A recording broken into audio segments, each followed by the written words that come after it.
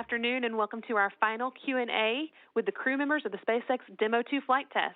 Robert Behnken and Douglas Hurley arrived at Kennedy Space Center on Wednesday and are now less than 1 week away from becoming the first humans to launch to the space station from the United States since 2011.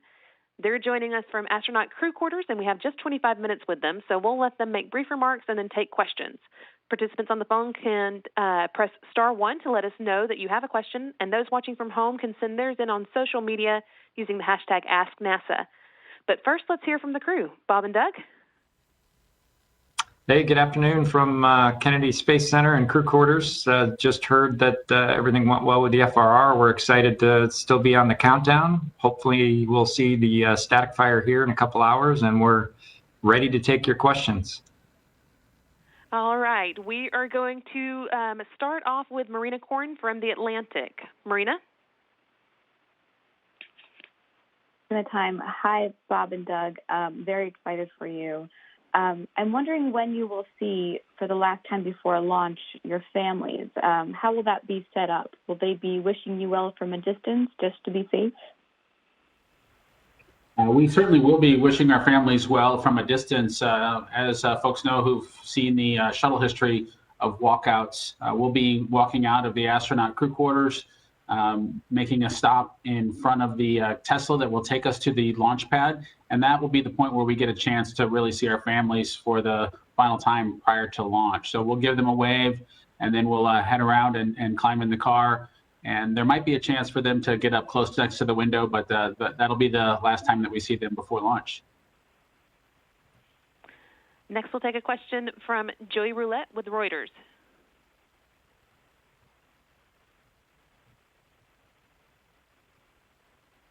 Cassidy wrote to you from the station about seeing you and Bob in the coming days.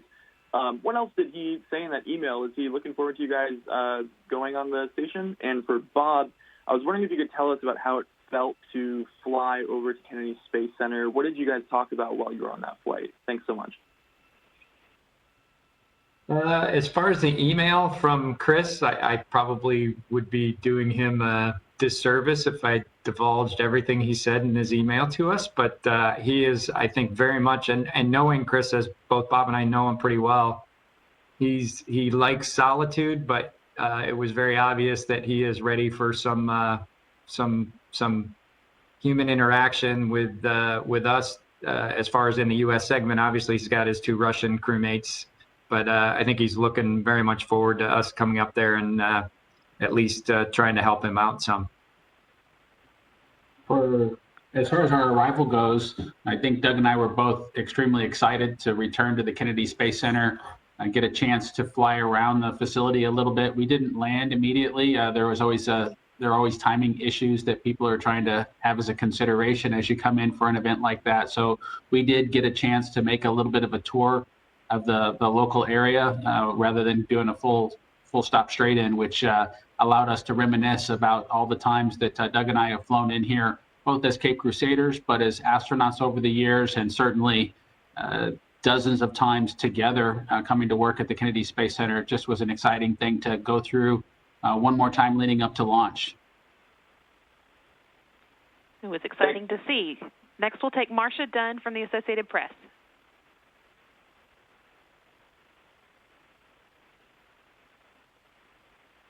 And if so, will that continue right up until launch day? And I'm also wondering if you've ever been so medically scrutinized in your entire lives. The first part of your question got cut off. It sounded like you were somewhere in the middle of saying the word quarantined. And as far as, so I'll let you ask that as soon as I answer the second part there. This medical scrutiny, I think for us has, other than maybe the COVID testing, it has been like it normally is. We've been scrutinized for 20 plus years since we interviewed for this job. So, and it seems like every year the scrutiny gets greater. So from that perspective, I think it's been relatively normal, comparatively speaking. And we just, I think, after all these years are just kind of used to the poking and prodding and blood draws and all the other things that come along with flying into space. So what was the other part of your question, Marcia? Yes, I'm wondering if you're still being tested for COVID-19 and if that will continue right up until liftoff. Well, I think from a medical standpoint, I don't think anybody recommends we get tested every day. We've been tested at least twice so far, and rumor has it we might be tested again before we go. So I think in general, that seems like plenty, especially considering we've been in for all intents and purposes, a quarantine now since about March 15th is my recollection. So I think that's I think we're doing pretty good. So from that standpoint, we have been in quarantine probably longer than any other space crew has ever been in the history of the space program. Thanks so much. Both of us, we've just been really familiar with the quarantine process over the years as, active astronauts. We've seen it for ourselves and all of our compadres who are inside the office. But we've seen the rest of the world have to take on the same sort of precautions that we do leading up to launch. And that's been a good thing in some sense for Doug and I. It has allowed the opportunity for us to spend some time with our young children who would have been below the age of access, if you will, for a quarantine if they weren't home from school. And so that's been a little bit of a tiny bit of sliver of silver lining that we've had as the time with our sons leading up to this launch, which they would have not normally been inside of our quarantine. Next, we'll hear from Jackie Goddard with Times of London.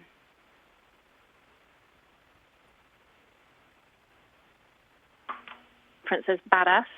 I suspect that if I ask each of you to elaborate on what makes you a badass, you'll be all modest and say you're not and that you're just doing your job. So I'd like to ask Bob, what makes Doug a badass? And Doug, what makes Bob one? Thanks, and have a safe flight. Can you say that? I don't know. Brandy, can you repeat the question? I'll let you rephrase. Okay. No, it's a great question, and I figuring out a way and having us do it on each other is a good way to get us through the gap there. But Doug is ready for anything all the time. He's always prepared, and when you're going to fly into space on a test mission, that's you couldn't ask for a better person or a better type of individual to be there with you. And so I'm just thankful that doing something like this, I'm doing it with Doug Hurley, because he's going to be prepared for whatever comes our way, and he's going to be prepared quickly. So I couldn't ask for more. Yeah, as far as Bob, he is the quiet, bad, and then I'll let you put in the next word. But he just doesn't. There is no stone unturned. There's no way that he doesn't have every potential eventuality already thought about, 5 times ahead of almost anybody else. And so there's no question I can ask him that he doesn't already have probably the best answer for. And it's just been, it's just such just a pleasure. And it's such an asset to have somebody like that on a crew with you that he's already got it all figured out. Everything that we could possibly, potentially deal with, and it just makes it so much easier when you have somebody like that with your crew. We're going to take both of us, I think, as we head to space station, because I think, of course, one of the Cassidy or the Navy SEALs mottos is, have a plan for every situation and dispatch of it appropriately. And so between the two of us, maybe we can keep up with Chris Cassidy. Thank you. Okay, we're going to take a question from Twitter now. We have Robert on Twitter who asked, many of America's previous spacecrafts with crews had names. Mercury 3 was Freedom 7, and Gemini 3 was called Molly Brown. Have you guys named your Crew Dragon? We have. We have to save some suspense for the mission itself, but we do have a name, and we will break it out appropriately, and we've got something for you to look forward to on launch day. Yeah, this goes along with kind of some of the traditions, and we've talked about this many times, and not only Bob and I, but several other folks within our office, and the Crew 1 and now the Crew 2 folks, and certainly the folks on the Boeing side, all think it's a great idea and a tradition we should continue. So we feel honored to continue this tradition. We will look forward to that for sure. And next on Twitter from Owen Plum, who is 13, he wants to know, are you bringing any payloads with you? Any payloads?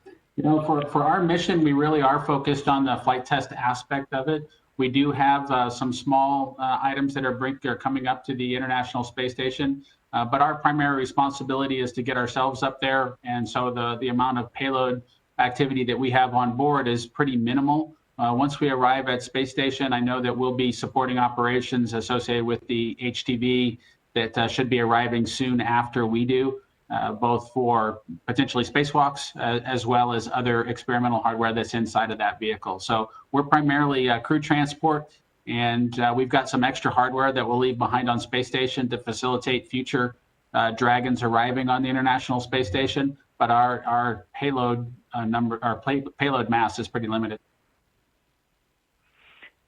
Okay, we'll go back to the phone now. This next question will be from Chris Davenport with the Washington Post. Chris who? Yeah, well, I don't know if we've met him before.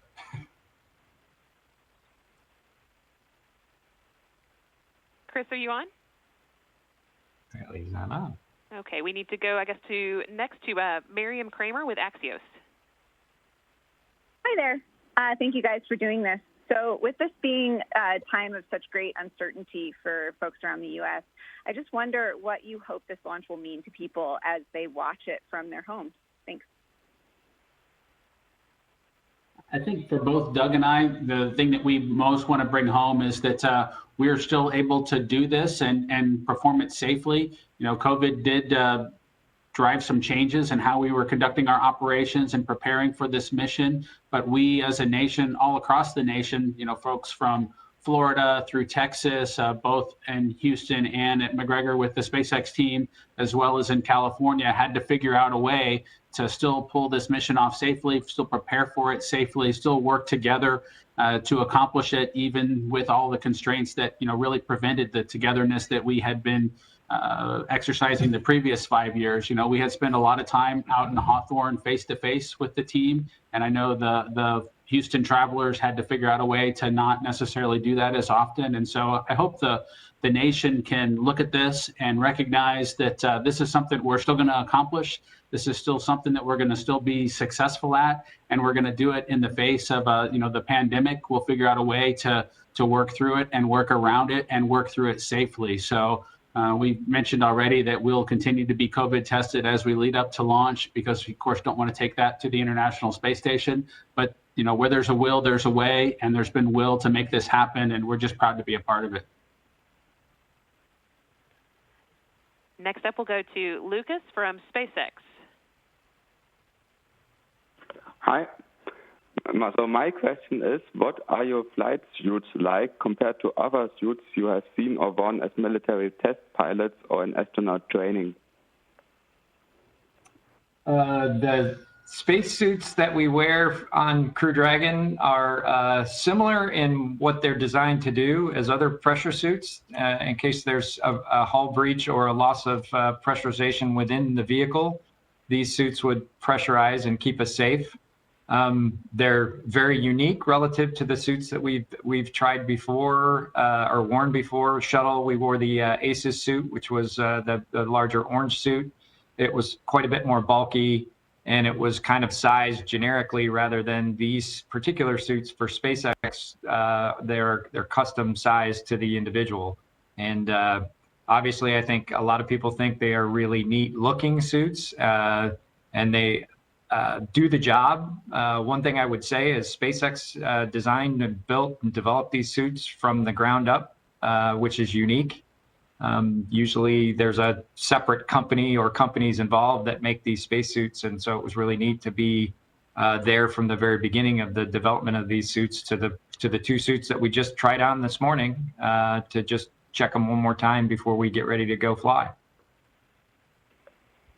Now we'll go to Rachel Joy from Florida Today. Guys, there's a bit of a delay, so hopefully you can hear me. Florida Today is the local paper here on the Space Coast, and I can tell you that our readers are just so excited and proud that you're here. and would love to know a little bit more about what your plans are this weekend for Memorial Day. I know it's a little weird, you're in quarantine, and maybe if you could reveal some of your local favorite spots around town. I don't know if there's restaurants or beaches you go to when you are able to get out. Well, I'll take at least part of that question. Uh-oh, we lost the screen. Are you guys still there? Yes. I'm still here. Okay, yeah, our screen locked up there for a second. Okay, the video is still locked up, but it sounds like you can hear us. Yeah, so for the weekend, I think we're good now, Brandon. For the weekend, we're following the schedule. We're still in quarantine. So yeah, it'll be a unique Memorial Day weekend for us, being in quarantine. The good thing is our families arrive tomorrow, so we'll get to see them. But there's just continuing schedule. For example, tomorrow is the dry dress, so that'll be kind of the dress rehearsal for launch day. And then Sunday and Monday, we have plenty of scheduled events as we work our way towards launch on Wednesday. So the long and the short of it is it's a little bit of what we like to call Groundhog Day, which is quarantine. But there's plenty of things to do, and hopefully we'll get a chance to be outside, maybe get out to the beach house and at least enjoy kind of some of the traditional things that folks will enjoy or hope to enjoy on most Memorial Days. And as far as I think your other question was where do we like to go when we can get out? Pretty much anywhere, anywhere in Cocoa Beach. It's always just neat to get out, see the beach and some of the different restaurants and places that we try to go whenever we get down here. But the docks will not allow it on this trip. Yeah, no, I get you. So we won't be seeing you at the sandbar this time. No, probably not, unfortunately, but we'd certainly like to say hi to everybody there, if there is anybody there. That's the other thing. I don't even know if are those places open to some degree in a limited fashion or not at all. All right, next up we'll go to Stephen Clark with Spaceflight Now. Hi, thank you for taking my question. First of all, I know you have a manual flying demonstration during your transit to the space station. Can you talk about which of you is actually going to be flying the vehicle and your roles during the flight up to ISS for each of you? And also, you were both selected as astronauts in 2000, sort of in the heart of the shuttle program. Did you ever expect to be flying anything in space besides the shuttle when you joined the astronaut office? Thanks. For the manual flying, I'll be doing the manual flying as the Dragon commander, and we will do a manual flying demo in free flight, and then we'll do another one when we get closer to the ISS. And it's certainly those tests are kind of two-person tests for sure, because there's a lot of back and forth between Bob and I, and we practiced it quite a bit, and it's obviously something that we want to make sure we understand completely for future crews in case they ever have to fly the vehicle manually. As far as the second question, I think both of us would really have been just over the moon if we had the opportunity when we first arrived to fly on a new spacecraft. And over the years, we've seen NASA complete the space station and then consider what the next steps were going to be. And so we've longed to be a part of a test mission, a test space flight, and Doug and I are lucky enough to get that opportunity going forward. So I would say it's something we maybe dreamed about when we were new ASCANs, flying something other than the space shuttle, the next vehicle. It did not seem likely at the time when we arrived in the astronaut office. There was a lot of assembly of the International Space Station that had to happen, and so we needed to get through that, and we were just excited to have our opportunities on those missions, and that happened many years ago. So I think we're living the dream, is what I guess astronaut Michael Fossum would have said if he was posed with that question. Okay, next we're going to go to Dave Mosher with Business Insider. Thank you guys for doing this, and best of luck on your flight. So you both said this is an experimental flight and basically an astronaut's dream to do a test flight, but there's still a good amount of risk in it. And I'm curious if and how mission management has shared LOC or LOM numbers with you, and what you think about those numbers, how confident you are moving forward with the test flight. Thank you. I think whenever we hear those numbers, we dig a little bit deeper than just what the overall statistics might imply, and those numbers are best used as you kind of compare different ways of doing things or hardware changes that you might pursue or otherwise. We've had full information, I think, from the Commercial Crew Program, from the SpaceX team as we've gone forward with this, and so I think we've had the luxury over the last 5+ years to be deeply embedded in the understanding of the trades that were made, and as you probably understand, there are often cases where a hardware change can be implemented, or there can be an operational change that reduces that risk or manages it in some way, and so we've been deeply involved in that entire process, and so we did even get a chance over the last 2 days to duck our heads into the agency's flight readiness review and hear the discussions that the management teams were having about the overall risk or different ways of doing business with this mission itself. And so I think we're really comfortable with it, and we think that those trades have been made appropriately. And as far as insight goes, we've had probably more than any crew has in recent history, just in terms of understanding the different scenarios that are on our plate.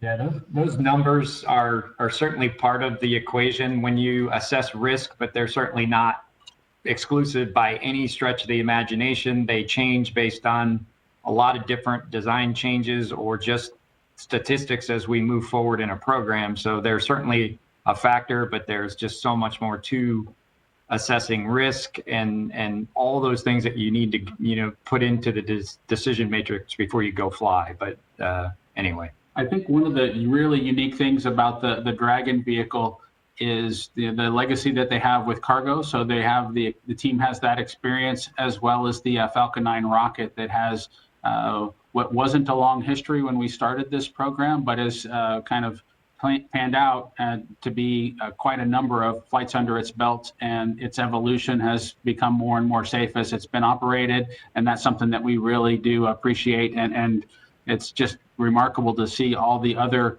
missions that have contributed to the human spaceflight program by, in some sense, being a test mission for us before we had the chance to fly on the Falcon 9. Thank you. Okay, I think that is all the time we have for questions, unfortunately. I apologize to those that we didn't get to, but since this is our last time to talk with Bob and Doug before we see them next week, we want to wish them luck, let them know we'll be cheering them on. And for those on the phone, you will need to hang up and dial into the next briefing. That's coming up here on NASA TV at 2:45, and will be the post-flight readiness review briefing. Again, we'll see you all back here on Launch Day, May 27th. Thanks.